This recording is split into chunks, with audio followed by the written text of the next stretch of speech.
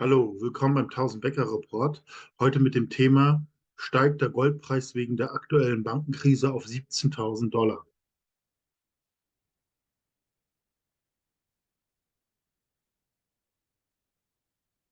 Disclaimer.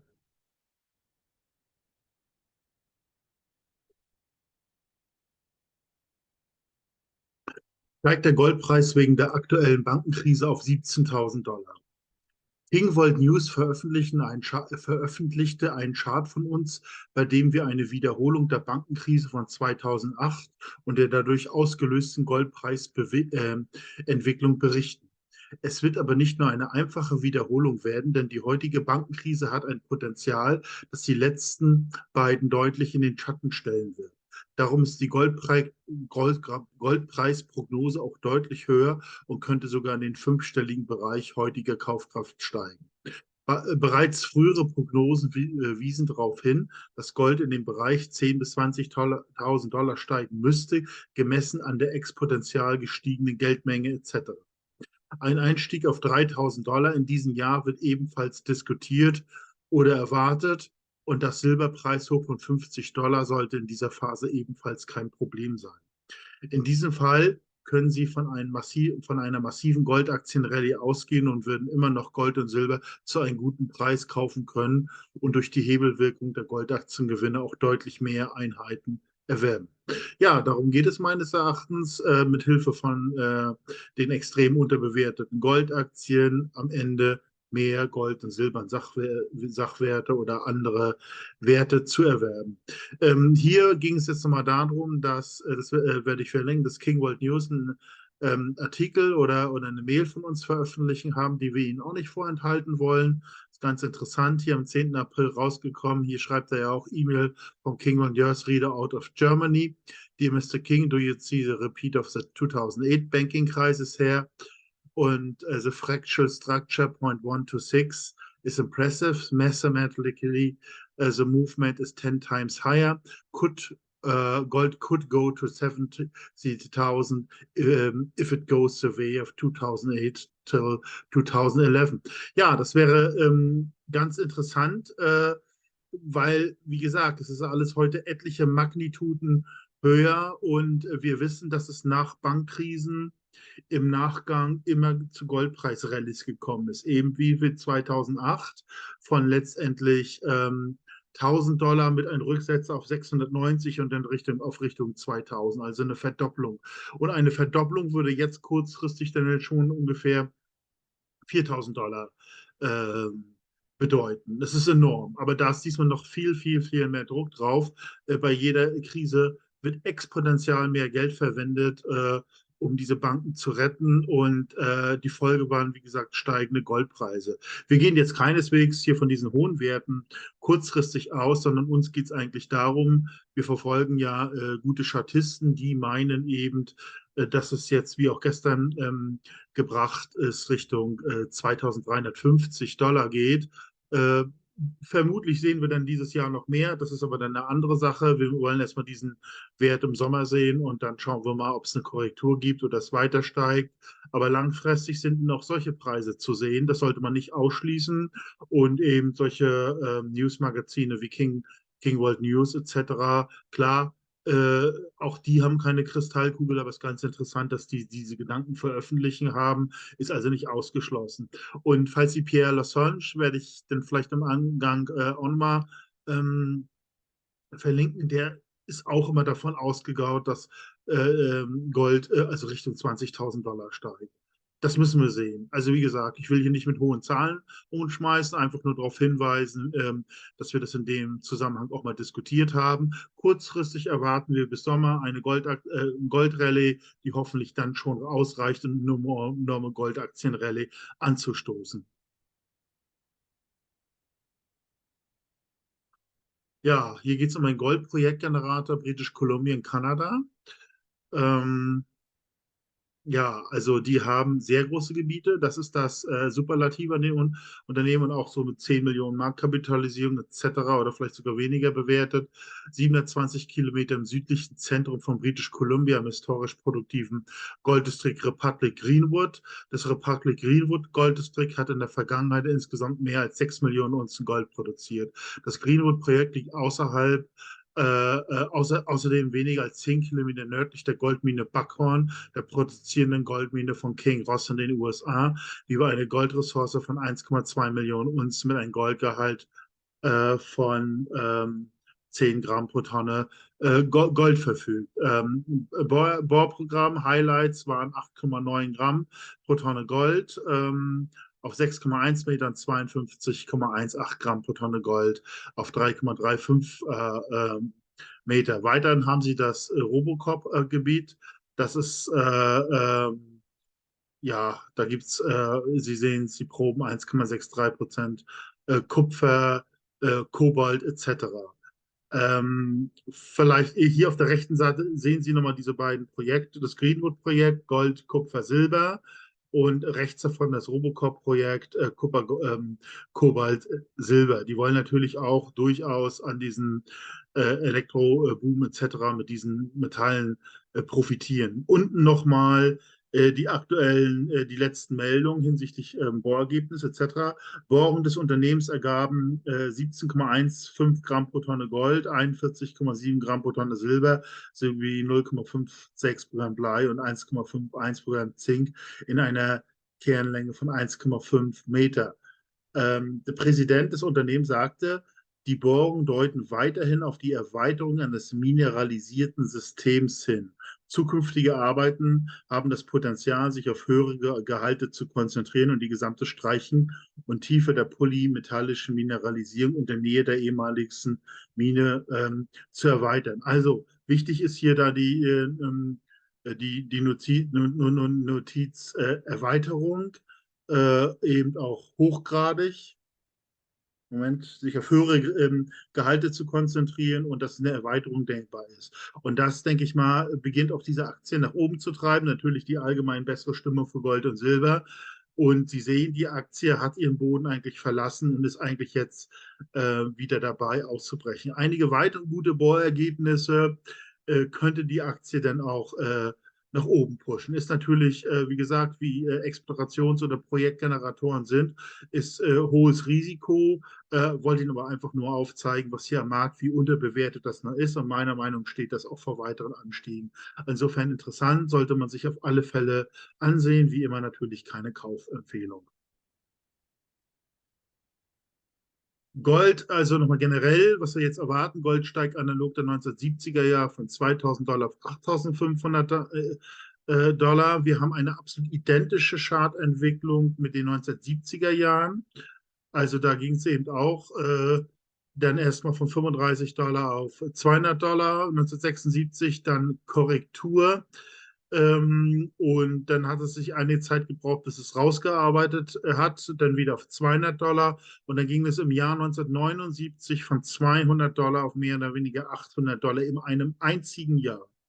Und das ist nicht auszuschließen, dass diese Finalentladung auch jetzt bevorsteht, weil es ist einfach die identische Chartstechnik, sage ich mal, das alte Hoch von 2000 und 2011 wurde wieder erreicht. Also die Tasse ist sozusagen geschlossen und gut möglich, dass das jetzt in einer absolut identischen Art und Weise jetzt sich entlädt und auf 8.500 Dollar steigt. Aber wie wir vorher festgestellt haben, eigentlich müsste es auch noch höher steigen. Ja, in welcher Art das kommt, wir können nur sagen, es ist ungeheurer Druck auf den Kessel und wir gehen davon aus, dass sie den Goldpreis höher lassen müssen, sonst fliegt ihnen das um die Ohren und das führt dann zu so einer Anpassungsrallye bei Gold- und Silberaktien, die absolut enorm sein können. Also ich gehe davon aus, wir sehen irgendwie dieses Jahr zumindest 2.350 Dollar für Gold und irgendwo ein Wert zwischen 37 und 50 Dollar Silber. Ach ja, vielleicht noch hinzuweisen, die Wertentwicklung der Goldaktien in den 70er Jahren waren absolut spektakulär. Da ging es von 15 à 20 Cent auf 10, 20, 30, 40 Dollar hoch. Also aus 1.000 $ wurden hier in den Beispielen 380.000 gemacht. Sowas hat es eigentlich in der Investmentschicht, abgesehen hier von den Sonderfall Kryptos, solche Wertsteigerung hat es eigentlich noch nicht gegeben. In so kurzer Zeit, muss man eben sagen. Sie wissen ja zum Beispiel, Microsoft hat es ja auch um das Tausendfache gestiegen, von 1980 bis jetzt. Und das ist im Prinzip innerhalb von 1 oder 2 Jahren hier passiert.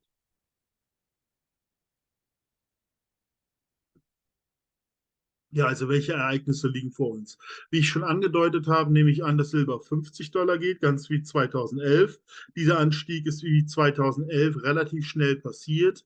Oder 2011 ist er schnell passiert, in 8 Monaten. Das könnte genauso jetzt auch ablaufen. Irgendwo vielleicht in 6 bis 12 Monaten sehen wir Silber auf 50 $. Das hat damals zu einer extremen Goldaktien- und Silberaktienmania geführt. Penny Stocks wurden zu Dollaraktien und viel mehr. Und wir hoffen eigentlich auf einen ähnlichen Effekt, wie Sie hier links sehen. Das ist so eine typische Aktie, die zum Beispiel Corona-tief wurden ja Goldaktien auch abverkauft, auf 2 $ gesendet und sage ich mal schon ein halbes Jahr später ist sie dann auf 36 Cent gestiegen durch die beginnende Goldaktienbewegung, die aber sehr, sehr, sehr gering war.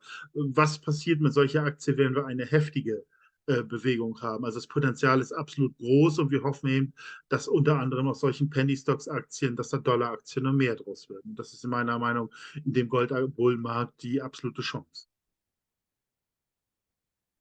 Ja, diese Goldaktien sind eben extrem unterbewertet, mehrfach unterbewertet. Hier auf der rechten Seite sehen Sie das Goldaktien-Gold-Ratio, die seit 1996 sinkt. Also verhält die Gruppe der Goldaktien sinkt im Wert seit 1996 ständig, hat jetzt, wie Sie sehen, Boden gefunden. Und viele Statisten meinen, dass jetzt mit steigenden Goldpreis die Unterbewertung eruptionsartig abgebaut wird, in dem Medium steigt und vielleicht auch sogar darüber hinaus. Allein das ist eine ungeheure Chance, wenn Sie das zum Beispiel mit dem Bullenmarkt hier von 2011 vergleichen. Damals sind die Goldaktien nur ganz, ganz wenig im Verhältnis zu Gold gestiegen. Trotzdem war es eine ungeheure Rallye, wo einige Leute Vermögen gemacht haben. 2011 erinnern Sie sich vielleicht noch mal dran. So, das heißt, wir müssten jetzt eine 3 bis 4 Mal stärkere Goldaktienrallye bekommen nach dieser Logik. Ja, dann ist auch noch wichtig zu sehen, dass diese sogenannten Junior- und Penny-Goldaktien im Verhältnis zu den Senior-Aktien, also die Barrick etc., Newmont, ähm, extrem unterbewertet sind. Und diese Unterbewertung kann jetzt auch schlagartig abgebaut werden, wie das zum Beispiel 2002 war. Dort ist diese Unterbewertung schlagartig abgebaut worden. Sie sehen das hier, dass es mit einmal hier hochgehen, sogar diese Junior-Goldaktien, die Senior-Goldaktien überschritten haben. Und das war auch eine äußerst lukrative Phase. Aber wenn man da vorher investiert worden wäre, hätte man auch enorme Gewinne machen können. Und genau dasselbe vermuten wir, dass es ab, wenn der Markt sich da weiter wendet, irgendwann kommen die Junior-Gold-Aktien, holen die Senior-Gold-Aktien ein und überbieten das genau wie 2002. Und das ist dann möglicherweise ein ganz guter Punkt, Goldaktien auch abzustoßen in dem Zusammenhang. Ja, Ereignis 2, Ereignis 3. Es ist ja so, dass mit steigenden Goldaktien kommt zu massiv höheren Krisen. Es kann zu Minenverstaatlichung kommen und vorher müssen wir die natürlich verkaufen. Also das ist kein langfristiges Investment. Nur von dieser totalen Unterbewertung aus gesehen ist es interessant. Ähm, und auch kann eben natürlich auch in unserer Region systemische Risiken nehmen an allen Ebenen zu. Die Banken haben Probleme, klar, sie wurden gerettet. Eine Rettung reicht jetzt vielleicht 6 bis 12 Monate auch, was eben auch besonders den Goldanstieg macht und dann steht möglicherweise die nächste Rettung an. Also die Zeiten, um eine Bank zu retten, werden immer geringer, die man sich erkauft. Also es geht definitiv im gewissen Sinne hier dem Schlussakkord entgegen. Nichtsdestoweniger, wir erwarten im Vorfeld einfach eine Goldaktienrallye, die sie dann ermöglichen sollte, dass sie mehr Assets und Gold und Silber gegebenenfalls nochmal kaufen können. Ja, wenn das mehr oder weniger vorbei ist, werden irgendwann Gold und Silber die absoluten Höchstwerte erreichen. Das haben Experten ja berechnet, wie Mike Maloney oder Egert von Greatz, 8.000 $ Kaufkraft für Gold, vielleicht für Silber ein Wert zwischen 400, 200 und 400 Unzen. Wenn das erreicht ist, ist dieser Prozess abgebaut. Sie sind in der absoluten Übertreibung Gold und Silber und man muss es umtauschen gegen Einkommen produzierende Sachen, gute Sachwerte, die dann billig sind. Das können Häuser, vielleicht kleine Unternehmen sein, oder eben auch Aktien, sofern sie, sag ich mal, diese hyperinflationäre Depression, die vermutlich jetzt kommt, überstehen können, soweit es dann noch ein System gibt. Aber beispielsweise, Sie erinnern sich an den Altmeister Castellani, der hatte nach dem Krieg 1945, soweit ich weiß, Fiat-Aktien gekauft oder Daimler-Aktien oder auch eben auch deutsche Anleihen, whatever, als sie wirklich ganz, ganz, ganz am Boden waren.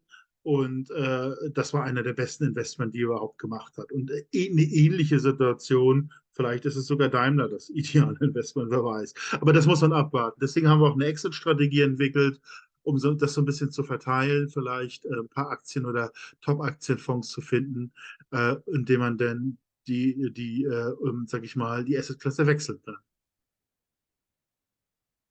Ja, wir sehen, man könnte das Ganze als eine Multiplikation der verschiedenen Ereignisse sehen. Also wir haben einfach mehrere Ereignisse voreinander.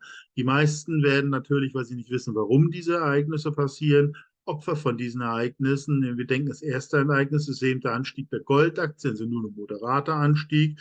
Das beendet die Unterbewertung. Hoffentlich kriegen wir Übertreibung. Gold und Silber ist aber noch nicht so super teuer.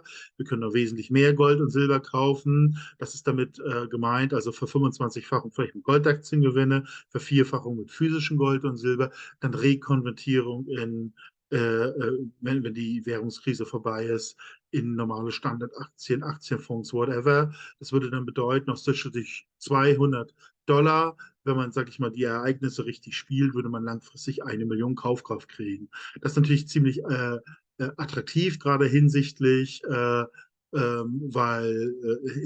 möglicherweise der Rentensituation. Also man muss sich das Investment meines Erachtens absolut an den kommenden Ereignissen versuchen auszurichten, um dann dementsprechend diese Ereignisse auch so zu verketten, zu multiplizieren, dass man davon maximal profitiert. Zumindest sollte man es versuchen.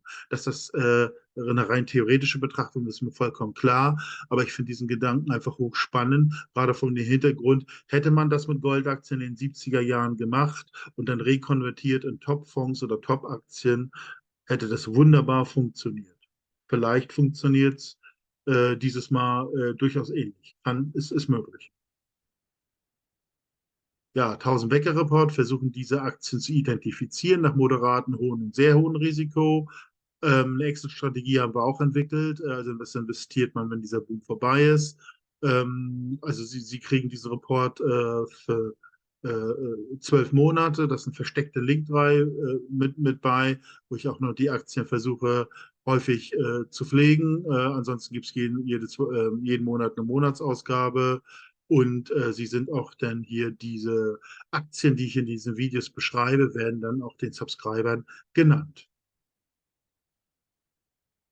Ja, Einlagerung von Gold und Silber bei der Einkaufsgemeinschaft für Sachwerte. Das ist ein Unternehmen, das zu jeder Zeit an Gold und Silber kommt, zu sehr günstigen Preisen. Sobald sie überwiesen haben, ist es schon im Zollfreilager in der Schweiz eingelagert, gibt keine Mindestinvestitionsvolumen etc. Genauso leicht ist der Verkauf. Ja, sicherlich ein Unternehmen, das man sich mal anschauen sollte. Ja, ich bedanke mich ganz herzlich für die Aufmerksamkeit. Würde Sie bitten, meinen Kanal zu abonnieren, wenn Ihnen der Inhalt soweit gefallen hat. Vielleicht die Glocke betätigen, mir ein Like geben, wenn Ihnen das Video, wie gesagt, gefallen hat. Das würde dann den Algorithmus animieren, dieses Video auch anderen an diesem Thema interessierten Zuschauern vorzuschlagen. Also mal besten Dank für die Aufmerksamkeit und bis zum nächsten Mal.